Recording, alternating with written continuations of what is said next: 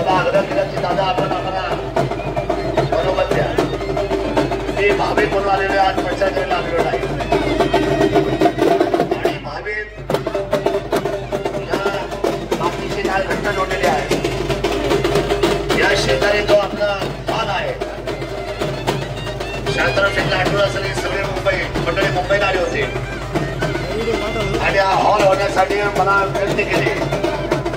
त्यावेळेला प्रत्येक माणसाचे 5,000 10,000 रुपये देत होता आणि मुंबई मार्केटमध्ये सुद्धा आम्ही बराचसा त्यावेळेला गोळा करून या समोरच्या सभागृहाला दिला. 1 कोटी रुपये या देवस्थानला पहिल्यांदा आणि 3 कोटी रुपये नंतर असे 5 कोटी रुपये या ठिकाणी देवस्थानला आणि फार मोठं काम 5 कोटीमध्ये लग्न काढून आहे.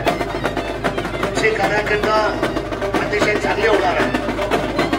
हे जे पेवर ब्लॉक्स आहे हे पेवर ब्लॉक्स माझ्या स्वतःच्या खिशातले पैसे आणि हा परिसर बदलला.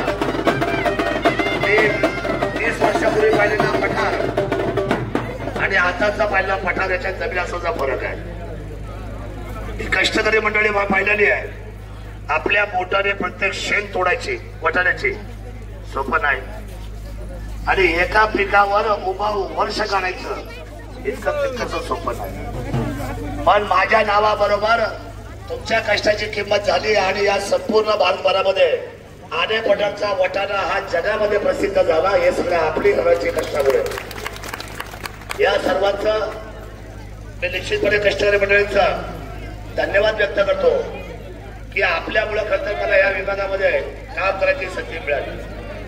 2014ची निवडणूक असेल 2019ची निवडणूक असेल 14ला विजय मिळाला तरी पठार माझ्याबरोबर होतं सरपंच आहे आणि 19ला हलकासा माझा पराभव झाला. म्हणजे दोघांचं भांडण तिसऱ्याचा लाभ झाला. दोघांच्या भांडणात तिसऱ्याचा लाभ झाला आणि हलकासा पराभव झाला. पण हरकत नाही. यावेळेला दुनिया जनता हुशार झालेली आहे. यावेळेला जी लढाई होईल ती या शिवभूमीच्या शिवभक्ताची लढाई ही आटके पार होईल आणि ही लढाई धनशक्ती विरुद्ध जनशक्ती. लोकांना असं वाटतं की आम्ही 2 महिन्यामध्ये बाहेर पडलो की आमदार होईल. जी मंडळी दशकेला नाही मैतीला नाही लोकांच्या सुखदुःखामध्ये नाही. एसटी पडली होती आमची आण्याच्या घाटामध्ये. मला 2 दिवस आठवतोय. मला कळालं की आण्याच्या जाणारी एसटी पडली. सगळी कामं बाजूला सोडली आणि प्रत्येक माणूस उचलून खाद्यावर घेऊन वरचा प्रवास करत असताना 7:30 तास त्या ठिकाणी मी उभा होतो भर उन्हाळ्यामध्ये आणि त्या माणसाला बाहेर काढण्याचं काम केलं. माझी जबाबदारी आहे.